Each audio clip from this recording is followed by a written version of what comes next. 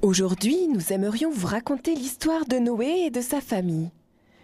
Noé a fait quelque chose de vraiment bizarre, quelque chose que personne ne pouvait comprendre. Il a construit un énorme bateau au milieu de la campagne. Il n'y avait pas de lac et pas de mer aux alentours. Et personne ne le payait pour faire ce travail. On le prenait donc pour un fou. Curieux, n'est-ce pas ? Noé était un homme qui croyait en Dieu de tout son cœur. Lui et sa famille essayaient de vivre pour lui plaire. « Tu peux m'aider ? » ?»« Bien sûr, avec plaisir. »« Et est-ce que tu sais où est passé le pain ? » ?»« Oui, je l'ai donné à un mendiant qui passait. »« Ah, d'accord, très bien. » Très bien. Mais le problème est qu'ils étaient les seuls à vivre de cette manière. En effet, toutes les autres personnes, oui, tous les êtres humains, dans le monde entier, eux, ne voulaient rien avoir à faire avec Dieu. Au contraire. Ils mentaient, trompaient, volaient, étaient jaloux et très fiers d'eux-mêmes. Ils ne voulaient pas se réconcilier et ne demandaient jamais pardon aux autres. Ils allaient même jusqu'à tuer. En fait, c'était un peu comme aujourd'hui. Il n'y avait pas de différence. Tous les jours, aux actualités, on entend ce genre d'informations. Alors, bien entendu, dans ces conditions, ce n'était vraiment pas facile pour Noé de parler de Dieu. Les gens n'arrêtaient pas de se moquer. « Oh, arrête avec ton Dieu ! Laisse-nous tranquilles ! Personne ne croit plus en Dieu aujourd'hui. » Pourtant, ce Dieu tout-puissant a créé toute la terre et tous les êtres humains. Il veut avoir une relation avec eux. Ils devraient s'aider, se respecter les uns les autres, ainsi que prendre soin de la création de Dieu. Mais ils font exactement le contraire. Ils se détournent de Dieu, ils vivent dans le péché et ne se posent pas la question si ce qu'ils font est bien ou pas. Le principal est que ça soit à leur avantage. Ce que Dieu veut leur est complètement égal. Dieu a laissé les hommes faire ce qu'ils voulaient pendant un long moment. Qui sait, ils auraient pu changer. Mais un jour, il dit à Noé, « Stop, fini, il y en a marre. J'ai décidé d'anéantir tous les êtres humains. Ça me rend malade de voir leur méchanceté. Je vais inonder le monde entier et personne ne survivra, personne si ce n'est toi et ta famille. Car après le déluge, je veux tout recommencer à nouveau avec vous. » C'est écrit mot pour mot dans la Bible. Tu peux le lire dans le livre de la Genèse, chapitre 6, à partir du verset 13.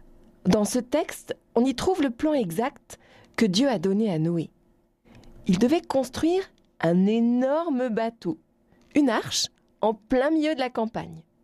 Alors, de quoi ai-je besoin ? Voyons. Le bateau doit être assez grand pour Noé, sa famille et des centaines d'animaux. Car au moins un couple de chaque espèce d'animaux doit entrer dans l'arche pour être sauvé. Le bateau doit avoir une hauteur d'environ 16 mètres, donc aussi haut qu'un immeuble de 7 étages. Il doit aussi avoir une largeur de 25 mètres et une longueur de 150 mètres. Tout ça sur 3 étages. C'est la surface d'un terrain et demi de football. L'arche doit être si solide qu'elle pourrait supporter le poids de 600 gros camions. Au total, cela ferait un train de marchandises de 6 km de long. Incroyable! Dieu dit à Noé de construire le bateau en bois et pour le protéger de l'eau, de le badigeonner à l'intérieur et à l'extérieur avec du goudron. Noé ne réfléchit pas longtemps. Il retrousse ses manches et se met au travail.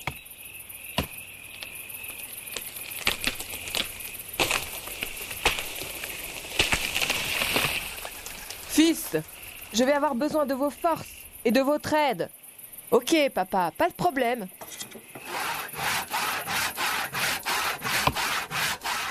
Mais les travaux n'avancent pas vite. Noé et ses 3 fils, Sem, Cham et Japhet, passent de longues années à construire ce bateau. Attention aux planches. Tu me passes les clous, s'il te plaît, Sam? Ok, voilà. Au début, on peut à peine reconnaître ce que cela va devenir. Mais lorsque la coque du bateau prend forme, que les planches sont toutes clouées et que la construction touche à sa fin, tout le monde peut alors voir un énorme bateau, là, au beau milieu de la campagne. Toute la famille met la main à la pâte. Alors, nous avons du maïs, de l'orge, du blé, la cruche d'eau est là. Les femmes s'occupent des réserves et rassemblent de la nourriture qu'elles font sécher pour les animaux. Elles construisent des caisses pour y mettre les réserves et les pots. Elles tissent des chiffons et fabriquent des cordes. Oh, j'ai plus de fil. Attends, j'en ai encore, je t'en donne. Merci. Et que disent les gens? C'est sûr, ils se moquent de Noé.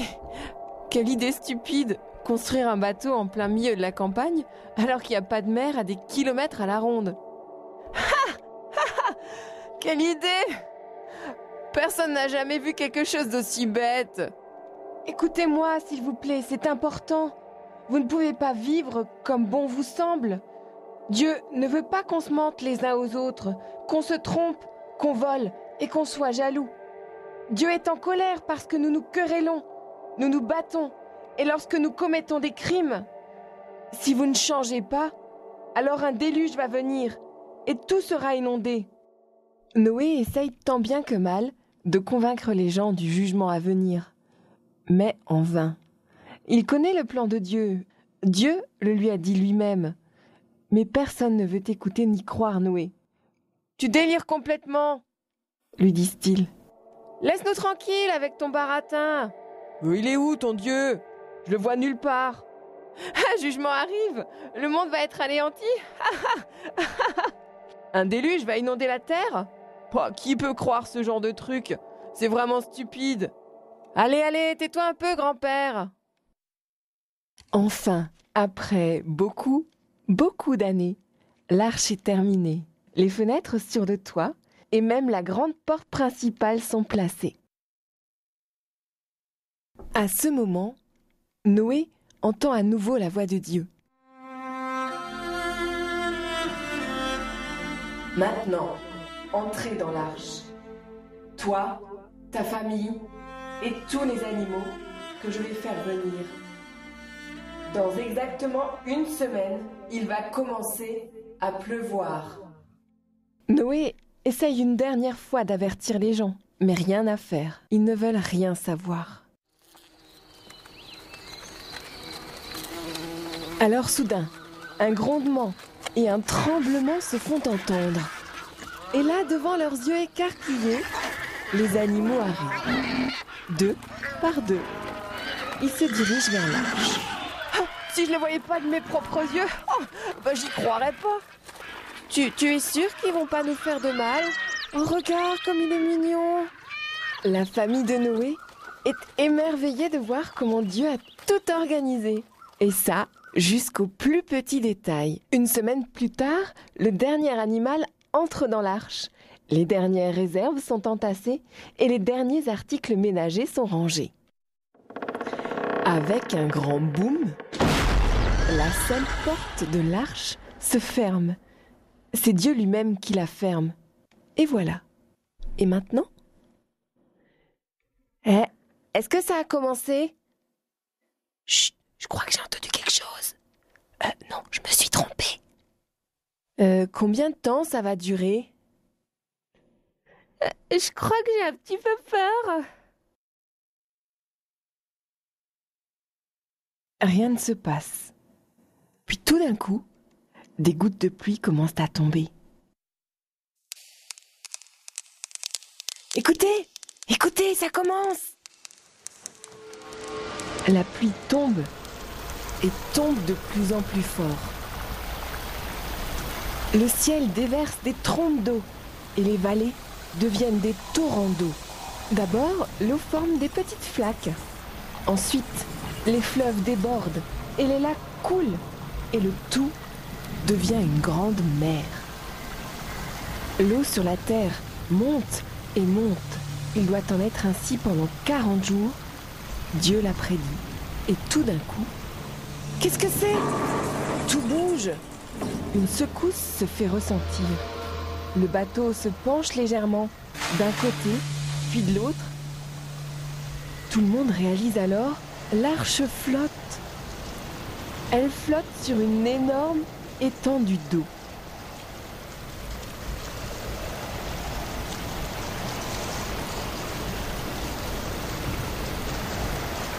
En dehors de l'arche, personne ne peut plus survivre maintenant. Si seulement les gens avaient écouté Noé, s'ils avaient cru en Dieu et avaient changé leur vie, alors ils seraient encore vivants, mais ils ont choisi le mal, et donc la mort. Dans la lettre aux Romains, nous lisons « Le salaire du péché, c'est la mort. Mais Dieu nous offre gratuitement, dans l'union avec Jésus-Christ, la vie, dès maintenant et pour l'éternité. » La Bible dit que tous méritent la mort. Tous? Vraiment tous? Oui, c'est exact, car nous faisons tous des choses qui ne sont pas bien et qui ne plaisent pas à Dieu. Tous, donc aussi toi et moi aussi. Tout ça nous sépare de Dieu. Mais plusieurs milliers d'années après Noé, le Fils de Dieu, Jésus-Christ, est venu sur la terre et mort pour nos péchés. Grâce à lui, nous pouvons nous réconcilier avec Dieu, car avant le jugement, Dieu donne toujours le temps de changer de comportement. Si nous reconnaissons nos fautes et lui demandons pardon, Dieu ne va pas nous punir. Voilà pourquoi Jésus est venu dans ce monde et pourquoi il est mort sur la croix à Golgotha. Si nous reconnaissons nos erreurs, nous pouvons parler avec Dieu. On appelle ça aussi prier. Tu peux lui dire par exemple « Dieu, j'ai fait beaucoup de choses qui ne sont pas bien. Je n'ai pas respecté ta parole et c'était mal. Je te demande pardon. Viens Seigneur Jésus-Christ dans ma vie.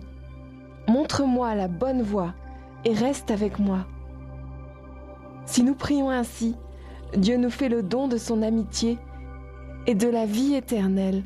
On serait vraiment bête de se moquer de l'offre de Dieu, comme les gens du temps de Noé.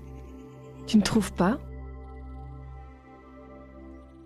Bon, revenons à Noé. Qu'arrive-t-il aux gens et aux animaux qui sont dans l'arche? Les animaux sont calmes et se tiennent tranquilles. Ils ne se battent pas et ne se font pas de mal non plus. Dieu le leur avait ordonné. Dehors, il pleut des cordes, le vent souffle violemment et le bateau flotte sur une mer en furie qui n'existait pas il y a quelques jours. Tout va être anéanti? Oui, mais c'était aussi vraiment des temps difficiles. Toute cette méchanceté, cette injustice, tout va être lavé et purifié par la pluie. Noé et sa famille ne peuvent s'empêcher de penser à 1000 choses à la fois. Que se passe-t-il là dehors? Est-ce qu'ils vont pouvoir dormir cette nuit? Est-ce qu'ils ont stocké assez de nourriture? Ça c'est sûr, l'eau ne sera pas un problème. On pourra toujours boire de l'eau de pluie. En tout cas, il fait bien chaud dans l'arche, sûrement à cause de tous les animaux. Et avec le temps, on s'habitue même à l'odeur. Pendant 40 jours, la pluie tombe sur l'arche et s'abat sur la nouvelle mer immense. Et alors, un beau jour,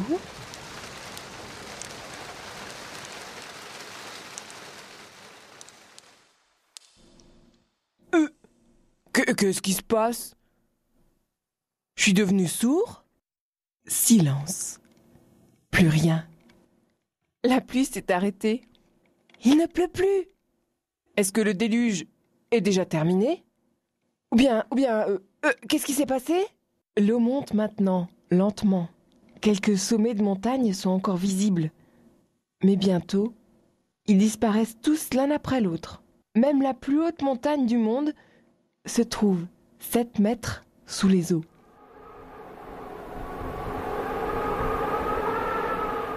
150 jours plus tard, donc 5 mois plus tard, Dieu fait souffler un vent fort et l'eau commence à baisser.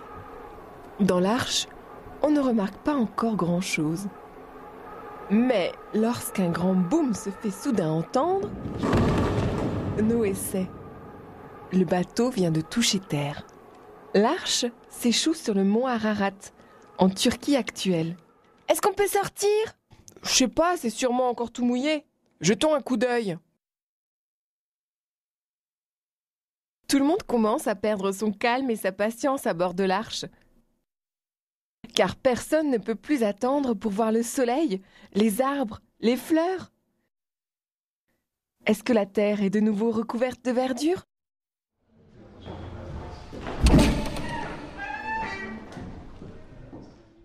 Noé ouvre une fenêtre et lâche un corbeau.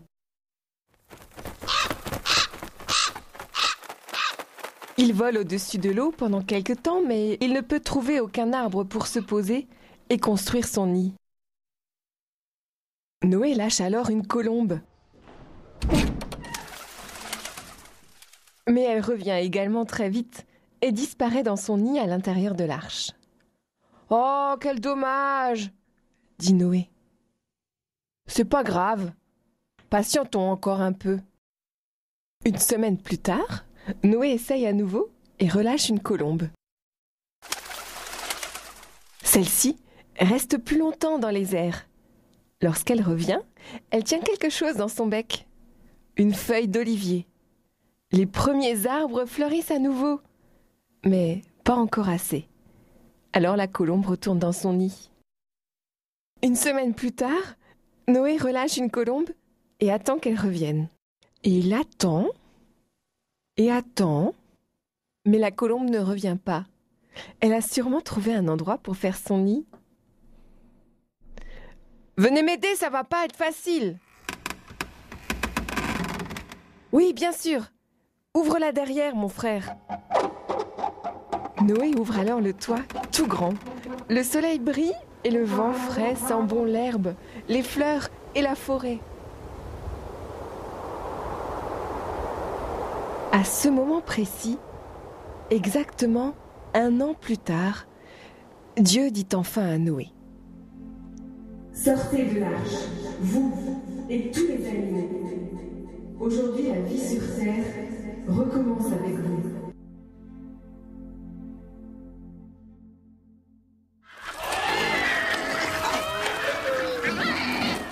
Rempli d'émerveillement, tout le monde, humains et animaux, sort du bateau et fait ses premiers pas sur la nouvelle terre.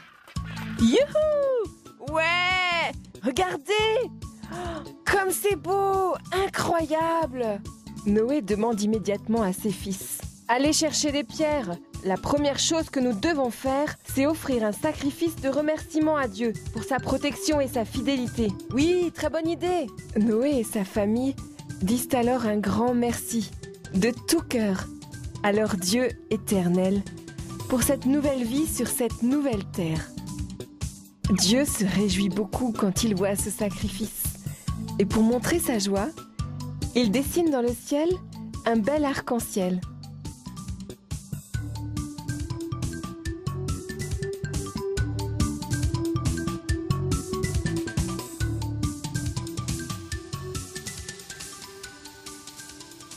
Dieu parle de nouveau à Noé. Et ce qu'il lui dit est écrit dans la Bible, dans le livre de la Genèse, chapitre 9, les versets 8 à 16.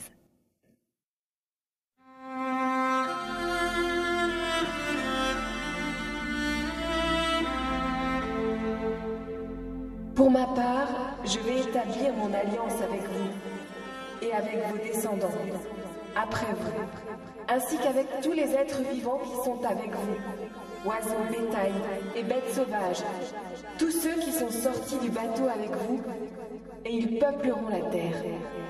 Je m'engage envers vous, par alliance, à ce que toutes les créatures ne soient plus jamais détruites par les eaux d'un déluge, et qu'il n'y ait plus de déluge pour ravager la terre.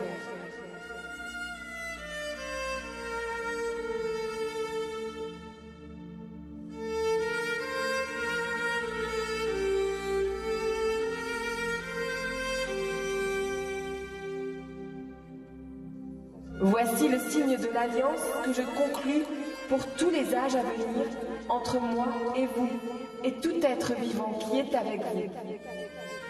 J'ai placé mon arc dans la nuée. Il servira de signe d'alliance entre moi et la terre.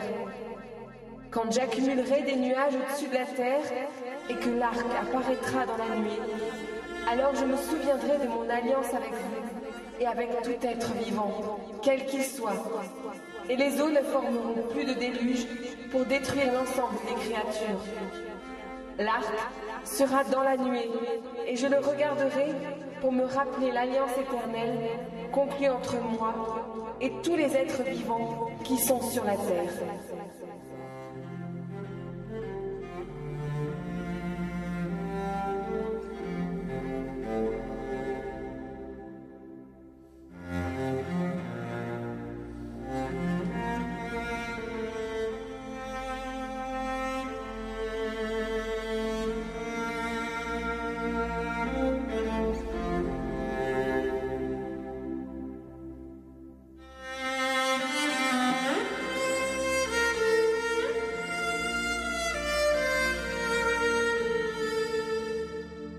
Aujourd'hui encore, tu peux voir ce signe de Dieu dans le ciel, l'arc-en-ciel.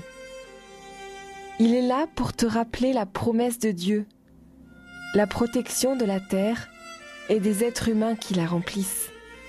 Et une chose est certaine, Dieu tient toujours ses promesses et il souhaite également t'offrir à toi la vie éternelle